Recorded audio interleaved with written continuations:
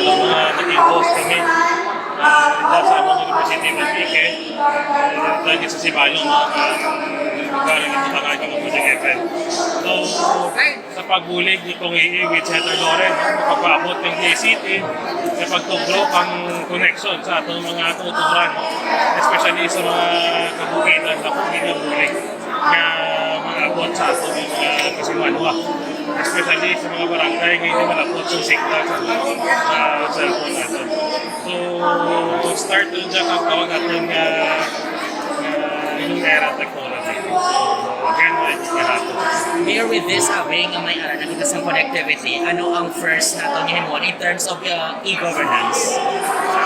Sarap ito sa pag-aabot sa itong mga officials, mga estudyante, isa ilang mga problema ng mga estudyante ng ibagap kaya kanto ko sa banwa para lang mag-protect sa internet. So, malabot sa ulit ng DACT, maging mahulas kita sa mga kabaranggayan, especially sa andaman mag-obra ka ng mga assignment. So, minsan ako sa yung mayor, kasi pag-start kang 2020, nag-start ako hatag sa mga wifi o sa bulig sa DACT na maka-bukit ang access natin sa connection. So far, Mayor, dito sa Sibalong, pila ka barangays kita? Sibalong has 76 barangays. 76.